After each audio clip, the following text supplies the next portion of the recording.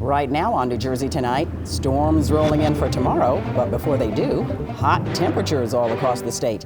We take you to the Jersey Shore to see how people were taking in the warm weather today. Oh my God, picture perfect. I wish I surfed. Plus, the U.S. Supreme Court is taking on Bridgegate, the High Court agreeing to hear an appeal from the two people convicted in the controversy. And a family in mourning. A military service for a local Navy officer killed in Afghanistan last week. We didn't want him to go over all 4 times because we knew of the dangers. I'm Kurt Sieglin. And I'm Dela Cruz. You are watching New Jersey Tonight. Well, it was a hot one today and some severe weather on tap for the weekend. Meteorologist Michelle Powers, as we take a look at the Weehawken camera, how bad will it be for Saturday?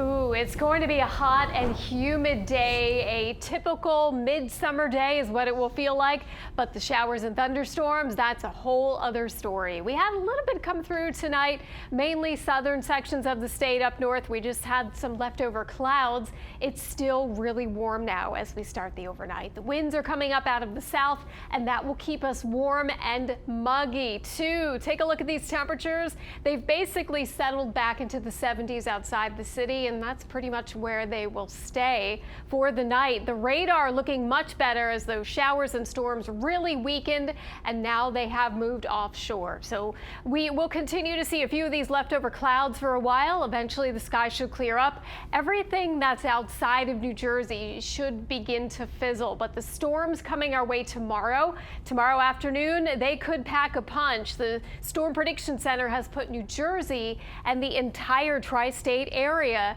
in a slight risk for severe weather. That means we could have a few of those storms bubble up and reach severe criteria. And the main threat for tomorrow are the winds. So we start off with a little bit of sunshine, and after about 2-3 o'clock in the afternoon, we'll see lines of showers and storms that develop. And as they come through, they could bring down power lines, tree branches. So power outages is a good possibility for tomorrow.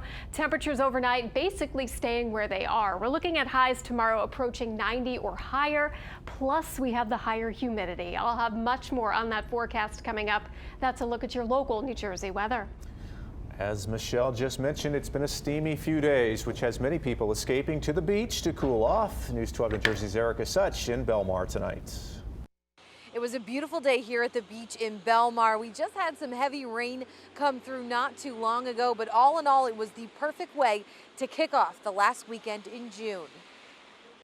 Whether you were sunbathing, biking, or taking a stroll down the boardwalk, there's no denying. It's pretty hot. Sun's strong. Very hot. But compared to last week's rain, We basically didn't see the sun, so this is feeling like summer now. 85, 48% humidity. I'll handle it. while the beach was busy with those working on their summer tan, the boardwalk drew a crowd as well. No beach, just taking a walk. We like to see everyone down here and enjoying the weather, and it's great. So how do you keep cool when the sun won't stop beating down on you? Ice cold showers. Spritz bottle, umbrella. Don't get crazy with the sun. Wear the sunscreen and take intermittent shade and get in the water every once in a while. It was actually really warm. Yeah, it was pretty warm. With the 4th of July sandwiched between 2 weekends, locals know this is just the start of the busy season and the heat. We still have hotter days to come, much hotter to come. I thank God every day that I get to see this. We had a lot of people come up to us and tell us just how warm the water was today that they were not expecting. So if you get a chance this weekend, make sure to dip your toes out in the ocean. In Belmar, Erica Such, News 12, New Jersey. Elsewhere, the Bridgegate case isn't over just yet. The U.S. Supreme Court will hear an appeal. Bridget Ann Kelly was set to report to prison in 12 days, but that's now on hold until the justices hear her appeal. Kelly sentenced to 13 months behind bars for helping to orchestrate a traffic jam on the GWB 6 years ago. It was in retaliation for the Fort Lee mayor not supporting former Governor Chris Christie's reelection. Kelly saying in a statement, "I am grateful and encouraged that the Supreme Court has decided to hear my case and hopeful this process will provide another opportunity for the truth to come out for my sake and more importantly for the sake of my children." A military service held this afternoon for Kevin Yali. A former petty officer in the Navy, Yali lost his life while working as a security contractor in Afghanistan. News 12 New Jersey's Chris Keating has more on the ceremony in Mount Olive. Kevin Yali was 27 years old. Family members say he always wanted to serve in the military. And while they didn't like the idea of him heading off to work in Afghanistan because of the danger there, they knew there was no stopping him.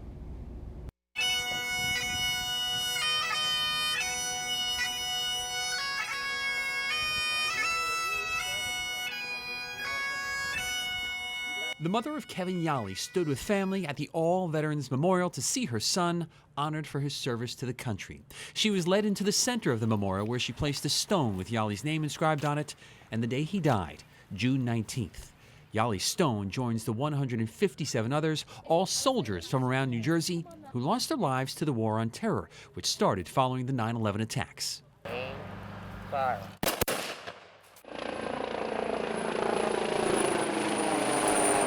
The 27-year-old Yali had served through 4 deployments with the Navy before moving into his new job, working security for private companies in Afghanistan.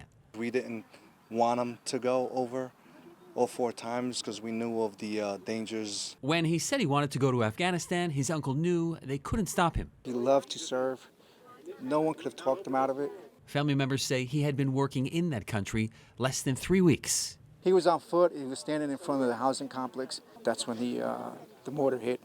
I believe like a couple of feet in front of him. Yali had been working for Constellus, a private security firm founded by U.S. Army Special Forces veterans.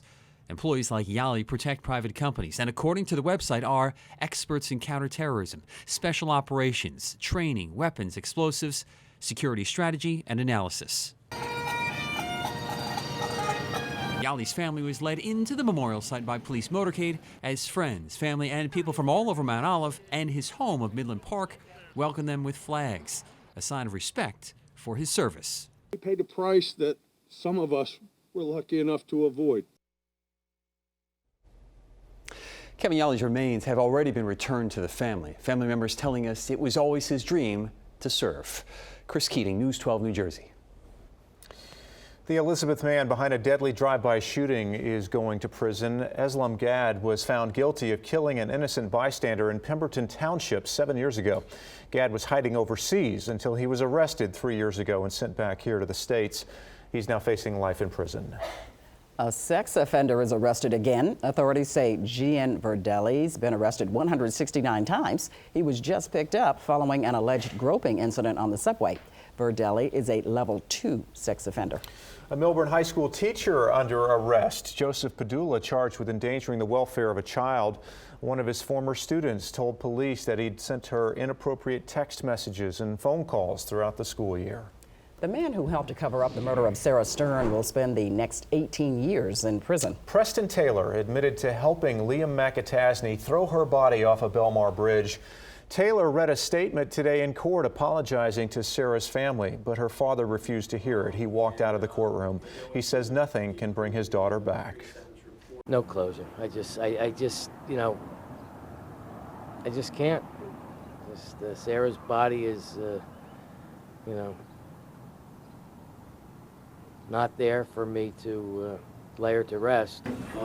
Preston Taylor has to spend 13 years behind bars before he is eligible for parole. McAtasney was recently sentenced to life in prison. Aberdeen officials forced to close Veterans Memorial Park today. Officials say someone defecated in the spray park. Police don't know who did it. The park will reopen tomorrow. A white nationalist who drove his car into a crowd of people in Virginia will spend the rest of his life in prison. James Alex Fields Jr. was targeting an anti-racism rally in Charlottesville in 2017. The attack killed 1 and injured dozens more. Fields pled guilty in March to federal hate crime charges. Police in the Dominican Republic say they now have the mastermind behind the shooting of baseball star David Ortiz in a case of mistaken identity. Victor Hugo Gomez is accused of ordering the killing of his cousin, Sixto David Fernandez. Authorities say the hitmen confused Ortiz with Fernandez. The shooting happened at a bar in Santo Domingo, June 9th. The two friends were sharing a table. Ortiz is still hospitalized in Boston. Lawmakers in Trenton want to improve state health care access. The governor signed legislation establishing a state-based health exchange. Right now, the state relies on the federal government. This law will give the state more control over health care open enrollment options. The governor saying, quote, creating our own exchange will allow us to take actions that protect our residents in the state and will ensure we are in the best position in New Jersey to defend against the Trump administration's assault on the Affordable Care Act. A reminder tonight to stay out of Lake Hopatcong. A potentially harmful algae bloom is causing a green film on the water. It can cause rashes and flu-like symptoms. Environmental officials say you shouldn't even touch the water. They say the cleanup could take weeks. Still ahead, a new site in Jersey City. More on the artwork that's turning heads on the street. And trouble tonight for Ford. News 12 New Jersey's Walt Kane has everything you need to know about the car that could be making you sick. Look in Newark tonight at 9 minutes after the hour. Stay with us on News 12 New Jersey. We'll be right back with your top stories.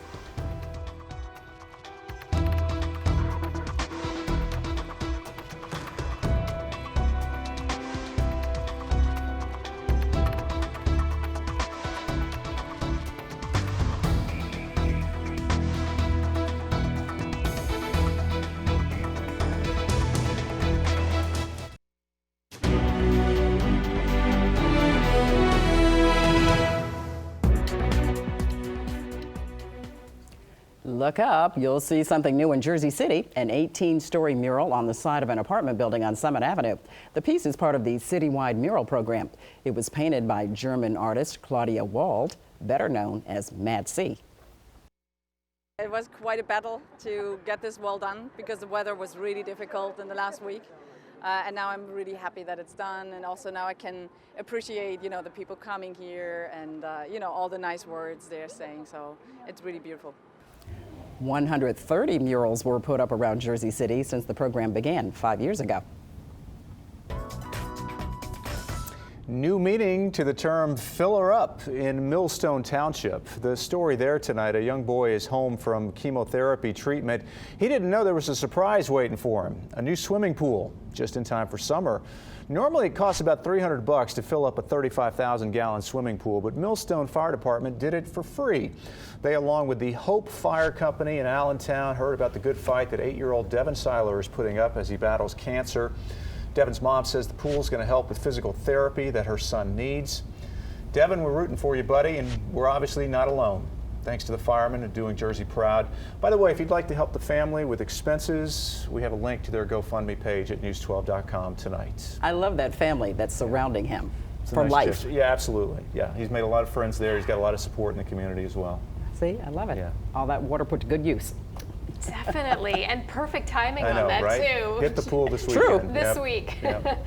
And this weather will continue into the weekend. The hot and humid weather, it's getting more humid overnight, so very uncomfortable going forward. Here in Asbury Park, we definitely need the air conditioners on for a good night's rest. Becoming more humid into tomorrow, and then we're adding the heat. So this is what it will feel like waking up in the morning, feeling like the low to mid 70s across the northern portion of the state, but Atlantic City already feeling like 80 degrees, and then the heat is on. So we are adding the humidity basically to the heat that we had today. So that will give us feels like numbers anywhere from about 93 to 98 degrees. This is what it will feel like outside. So you need to limit your exposure, stay out of the sun, and then be weather aware because thunderstorms are going to come in, and those will break the heat as we go into Sunday. So the warm frontal boundary is nearby now. That continues to push northward. That's why it's so warm and humid. We start the morning off with a little bit of sunshine. The clouds build and thicken as the cold front approaches, and then the storms pop up anytime in the afternoon and evening. And these storms could be severe, meaning they most likely will bring some damaging wind gusts along for the ride, anywhere from 60+ miles an hour. So we all need to be weather aware. Those will clear out tomorrow night, and then somewhat cooler and drier air settles on in temporarily. We may still have a shower chance or a thunderstorm across parts of New England on Sunday, but I think here locally we clear out nicely. Overnight now we may also see some patchy fog as temperatures only drop into the upper 60s and lower 70s. And then come tomorrow we have high temperatures pushing 90. Plus when you tack on the humidity, that's where it'll feel like the middle and upper 90s. It's a humid evening tomorrow night. Some of those strong and severe thunderstorms still around. After sunset, we see some clearing. Overnight, the sky will clear. Temperatures gradually cooling back into the 60s to near 70 degrees. So Sunday, a refreshing feel at 83 only, but that's it. Temperatures the rest of next week will begin to climb back into those upper 80s. And that's a look at your local New Jersey forecast. An EMT shortage is causing problems in North Halden. The Volunteer Ambulance Corps struggling with numbers. The squad's most dedicated volunteers are now pushing to revive it. The mayor says the time commitment is what holds people back from becoming a licensed EMT.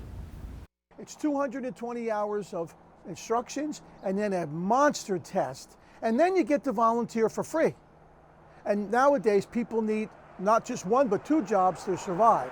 So it's really cutting back on the volunteers for the ambulance squad. The Patterson Fire Department has been answering emergency calls for North Halden due to the lack of volunteers. As of Monday, many New Jersey workers are getting a raise. Back in January, the governor and legislators boosted the minimum wage eventually to $15 an hour. The first phase kicks in Monday. Wages will rise to $10. Then on January the 1st, they jump to $11. After that, salaries go up $1 every January 1st until it hits $15 in 2024. Drivers paying more at the pump ahead of Independence Day. New Jersey's average gas price now $2.77. That's 10 cents lower than last year, but 7 cents more than the national average. Experts say the massive fire at the Philadelphia refinery is to blame. Could your car be making you sick? Well, hundreds of Ford Explorer owners have complained that carbon monoxide fumes are giving them headaches and making them dizzy or nauseous. Ford insists that problem is now fixed. News 12 New Jersey's Walt Kane with this week's Consumer Alert. I'm actually going to put the windows up for a minute just to verify that you smell it too. Kimberly Graham usually drives her 2015 Ford Explorer with the windows open because of fumes, she says, leak into the cabin. I got really sick and it was really scary, and my son's only 3, so that's even scarier. If I was affected that badly, if he stays in the car as long as that, what's going to happen to him? The problem's a lot more than just a bad smell. She says a carbon monoxide detector shows levels dangerously high. Since 2017, Ford has offered free repairs for Explorer owners who complain, but despite repeated service calls, Kimberly says the fumes never went away. And they just redid the recall process over and over and over. Kimberly's not alone. Hundreds of Explorer owners have complained to the National Highway Traffic Safety Administration. One writes, I fell asleep from carbon monoxide poisoning and I hit 3 other cars, causing me to total my vehicle. Others say they become dizzy, get headaches, or say carbon monoxide detectors showed unsafe levels. They've been resealing the hatch of the back of the vehicle, but it seems to still penetrate into the cabin, and they can't seem to fix it. Attorney Jackie Herrett represents Kimberly Graham and several other Explorer owners. Her advice, document all repair attempts, and if the problem doesn't go away, talk to a lawyer. If the problem started under warranty, even if they might be out of warranty at this point, they still have rights. We reached out to Ford, and a spokesman sent us a written statement assuring us that Explorers are safe. Owner complaints to Ford and NHTSA have decreased dramatically since we announced our complimentary service for exhaust odor last fall, he says, as it effectively resolves the matter. Ford says if Explorer owners have any new concerns, they should contact their dealer for an inspection. And that's your Consumer Alert. I'm Walt Kane. On the way, making a difference in Essex County. A program giving young moms the help they need.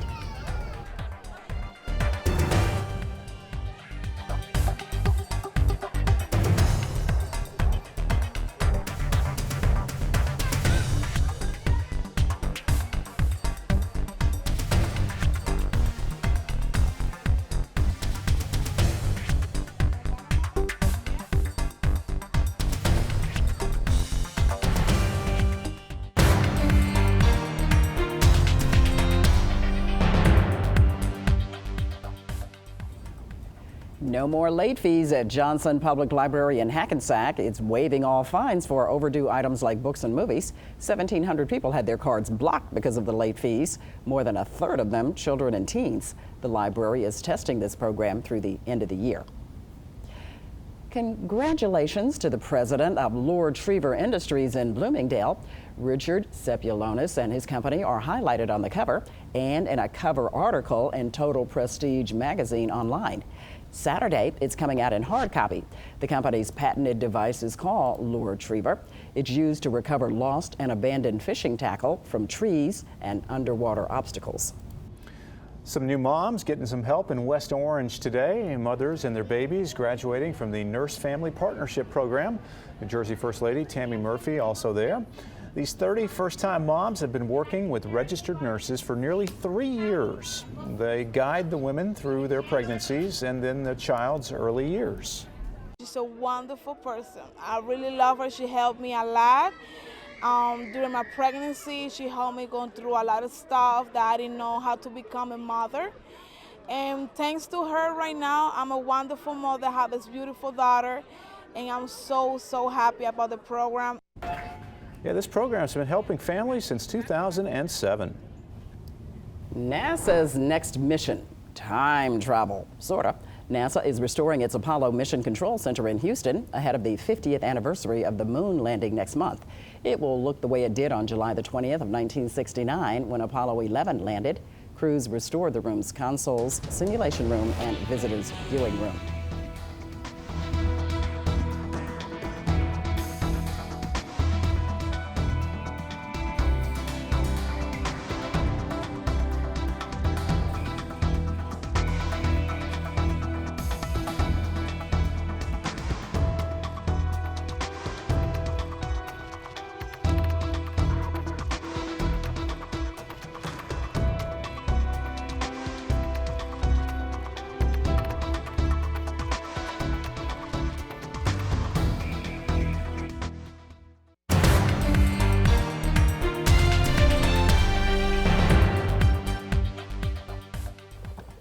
Good evening, I'm Kurt Sieglin.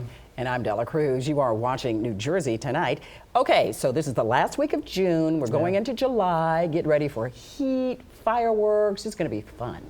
I totally agree, right? It's a long 4th of July, like... It really is when it's bookended by two right, weekends. It's 2 weekends together almost, it seems like. Yes, well, it's all fun and games until the thunderstorms pop up. That's my only concern for tomorrow. But let's backtrack today. We had a heat wave in some parts of the state. We've now hit 90 degrees or better 3 days in a row. And some of the places that had 90 degrees today, Hawthorne, Hillsborough, Hopewell, Basking Ridge, and Cream Ridge. So yes, this is sort of typical or par for the course this time of year. Showers and thunderstorms also along for the ride. And we had a few of those bubble up tonight. They basically went from west to east and they weakened as they moved farther east. But some of these showers just moving offshore Monmouth and Ocean counties. The clouds are going with it. So we begin to clear up temporarily, but it is very warm and humid now for the rest of the night.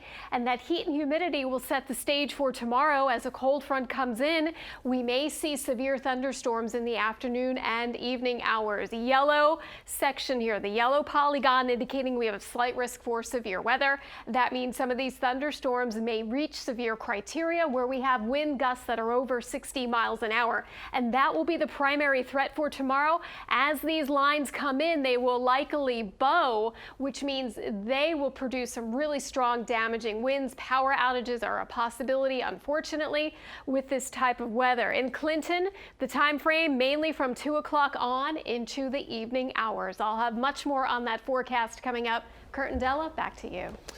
Michelle, thank you. With the warm weather continuing into the weekend, the beaches are going to be busy. Belmar here, our beachgoers soaked up the sun all afternoon. Some taking breaks from the heat to grab a cool drink or just dip in the ocean. Many people giving today's weather a big thumbs up. It was not too hot. The water was superb, and there was a nice breeze. Very manageable today. Oh my God, picture perfect. I wish I surfed.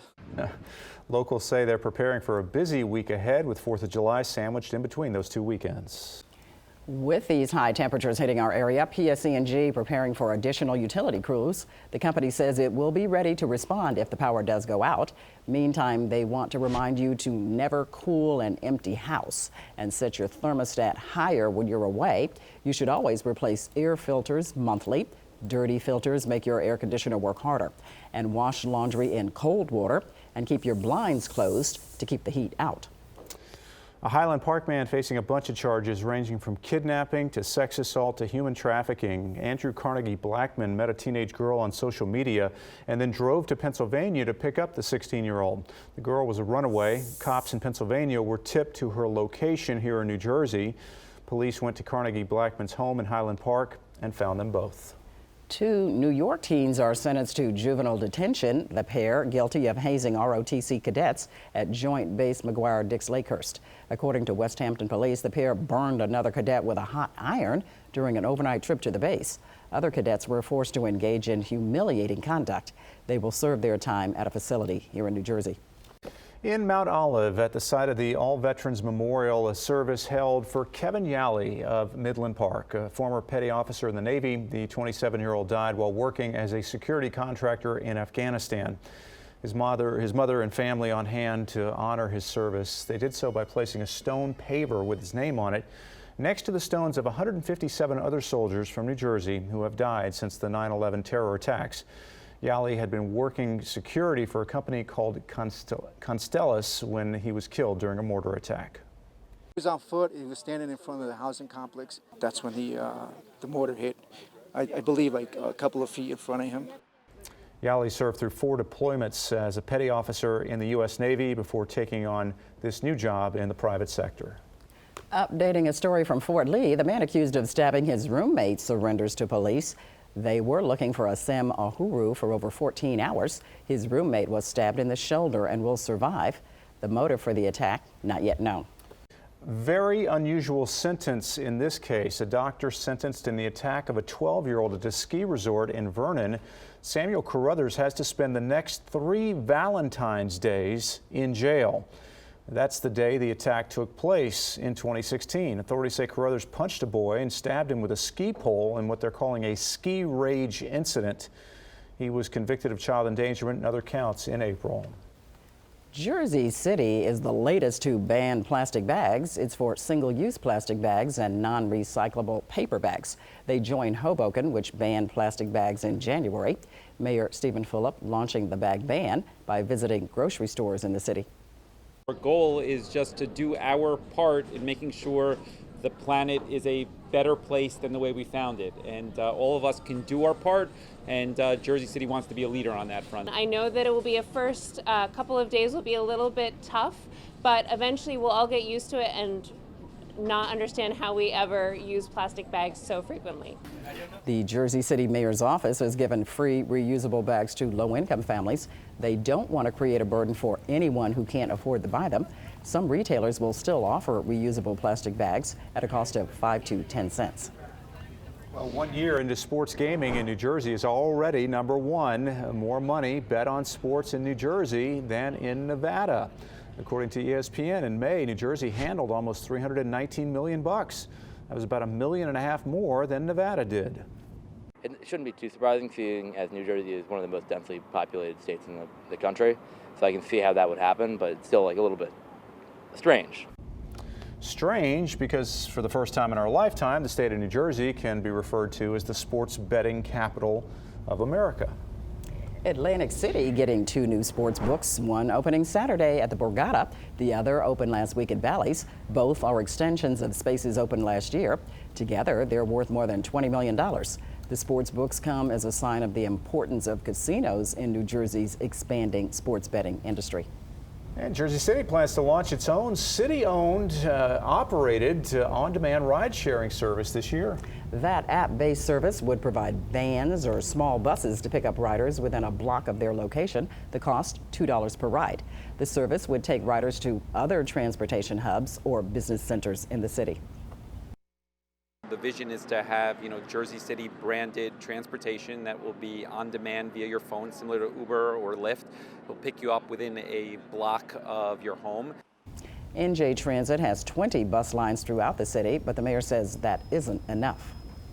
A year's worth of fundraising in Keensburg pays off. Students from Joseph Caruso School raised more than $6,000 for the Monmouth County SPCA and Sheriff's Department. The money will go to veterinary care, training, bulletproof canine vest, and food for the dogs.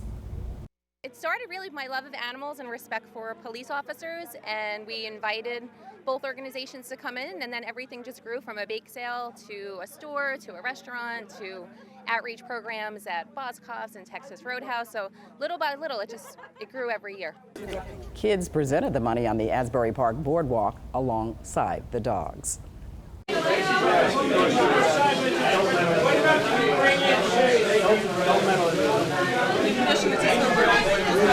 Kind of hard to hear there, but President Trump at the G20 summit in Japan making light of Russia's involvement in U.S. elections. It's the first time that he met with Vladimir Putin since the release of the Mueller report. Jimmy Carter taking a jab at the president following his comments. He says Russia helped pave Mr. Trump's road to the White House. Carter's 94 now. He believes if fully investigated, the facts would show that Mr. Trump did not actually win. President Trump also announcing that he's going to meet with the president of China tomorrow. Seems to be a rumor about that, and we are indeed, and we look forward to it. I think it'll be productive, and who knows, but I think it'll be productive. At a minimum, it will be productive. We'll see what happens and what comes out of it.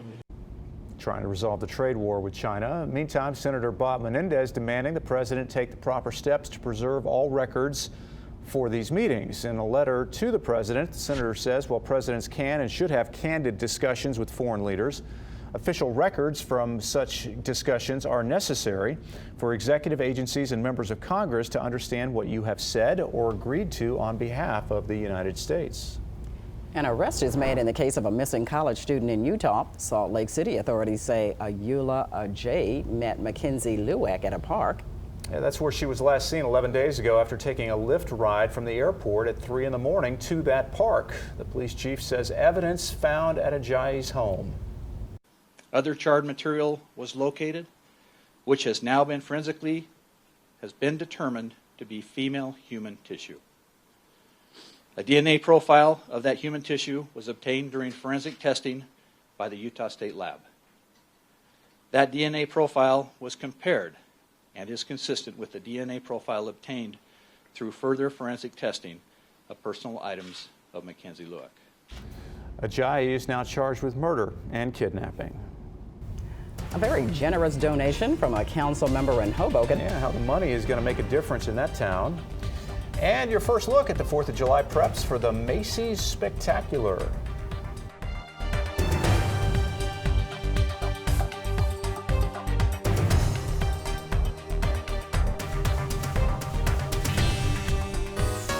News 12 is gearing up for our road trip. You told us about your favorite local vacation spots, and we've narrowed them down to the top 12. Now it's time to vote for your #1 summer destination. Cruise on over to news12.com now and pick your favorite. The 4 locations with the most votes will be featured each week on News 12 throughout the month of July. See you on the road. News 12's Road Trip is sponsored by Optimum by Altice. Macy's is one. And 1, 2, 3, 4, and 5, 6. Run. Uncle Eddie Abdul Hackett, he did the fishing club.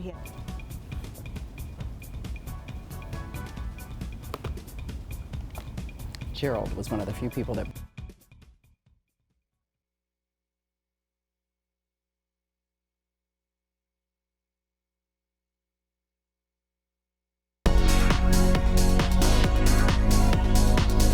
News 12 is a proud supporter of World Pride 2019.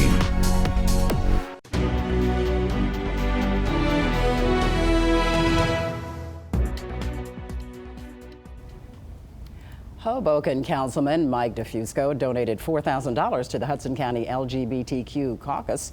It commemorates the 50th anniversary of the Stonewall riots. The money will be used to promote equality in the community.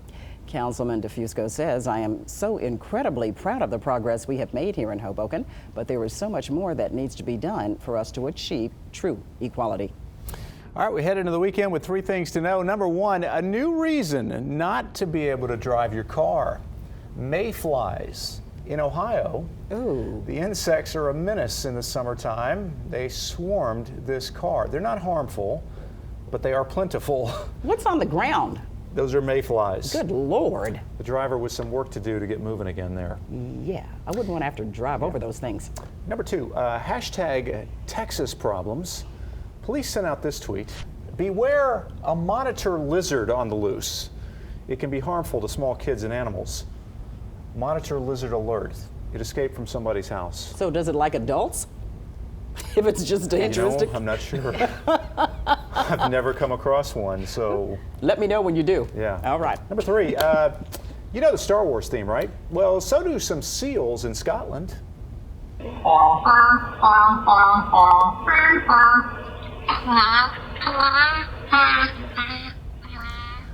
not bad. It's not the weirdest thing you ever seen. I love this. I do love too. this video. Can we play it again? They played some notes from this song and gave the seals fish if they could copy what they heard. Sounds kind of like Chewbacca's rendition here, but researchers at St. Andrews University feel there are lessons to be learned about speech disorders here, so that's why they're doing this research. The seals, by the way, can also do Twinkle, Twinkle, Little Star. I want to hear it. Oh my gosh.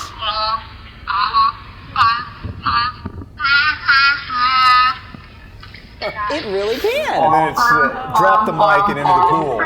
But not without, it added its own soulful version. Yes. There you go. So cute. Yeah, right? Yeah, I love pretty it.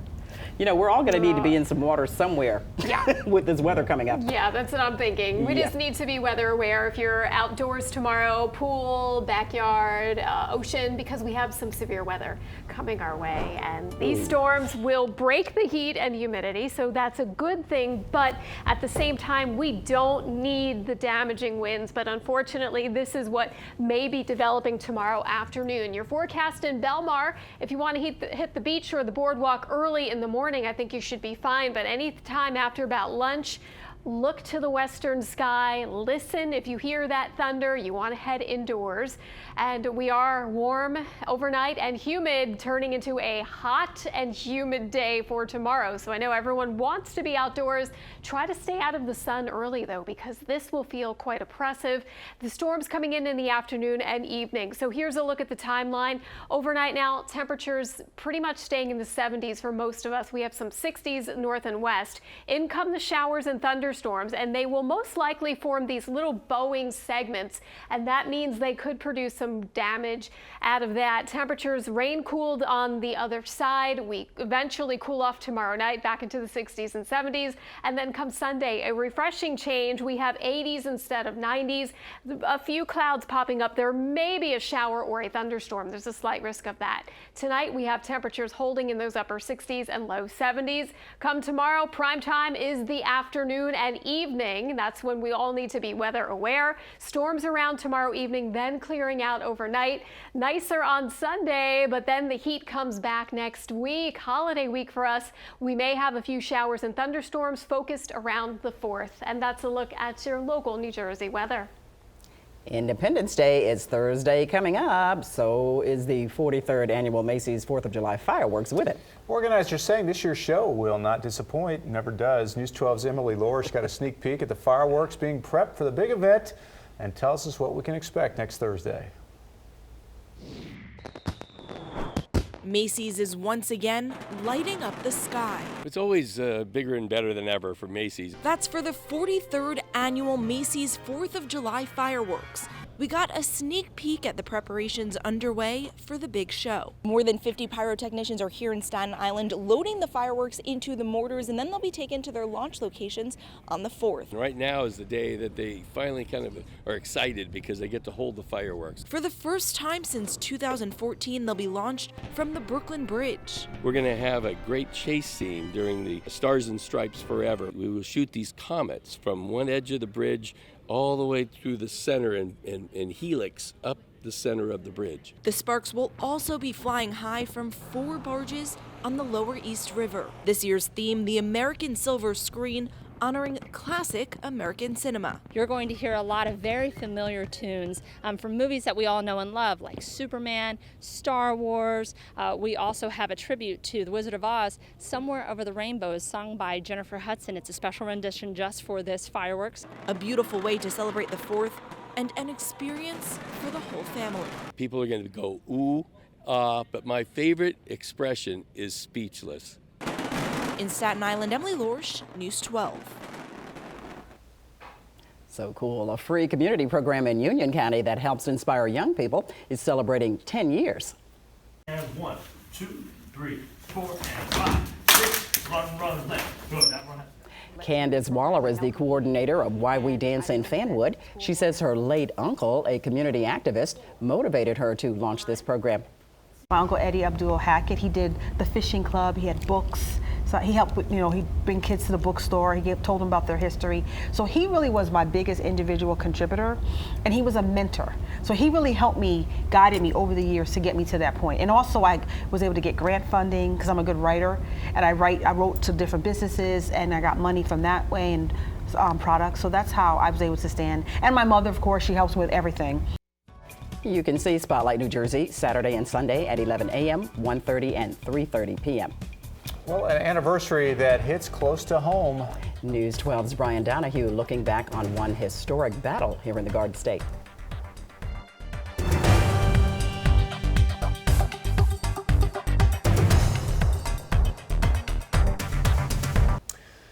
On this date in 1778, George Washington led the troops against the British at the Battle of Monmouth. It was largely a stalemate, but the battle bolstered the cause of the Americans. On the 241st anniversary of that battle, News 12's Brian Donahue visited a spot where the blood shed by troops is still literally ingrained in the landscape. This is Old Tennant Presbyterian Church in Manalapan. 241 years ago on this date, it was turned into a makeshift morgue and hospital for the troops killed or wounded in the Battle of Monmouth, raging in the nearby fields. Many are now buried in the church cemetery. This is a 12-pounder British cannonball. But this church contains signs of the bloodshed that day, even more dramatic and tangible than the cannonballs found on the grounds. This is the purported bloodstain. Over in this pew, a series of dark red stains on the wood, believed to have been the blood of one of the many wounded American soldiers who were brought here. My suspicion is that the bloodstain here would have been from some soldier who had an injury, who's all bandaged up, sitting there laying in here, and that's all the blood that oozed around a bandage. That's my best guess. Can't prove any of that. That's because DNA testing done 10 years ago proved inconclusive. Didn't confirm the story, didn't rule it out. But it's the story that persists. A red stain in a church where scores of wounded were brought makes logical sense, and it's backed by the written account of one soldier who fought that day. He even describes the pew the soldier sat on, and it matches up. A few pews over, there's another bench with a story from that scorching, bloody day in 1778, a saw mark, believed to be left by a surgeon performing an amputation on a soldier lying in the pew. Right here, it's something we can say, this church was part of something really significant, and here's a piece of that. Fascinated by what it says about history and what it says about us, that we want to believe that it's blood on that pew. I think it all just underscores the way we want to connect on a visceral human level to events like this that sometimes don't seem real because it's history. Tradition and the comments that we keep hearing for the last 250 years is that it's a bloodstain, and so that's what we go with. I'm Brian Donahue at a place that's positively New Jersey. That church dates back to 1751. It remains an active congregation. Both British and American soldiers are buried there in the cemetery. It's a fascinating story. It really is. Brian pulls out the best stories ever. Good little history here as we head into the weekend. You're watching New Jersey Tonight.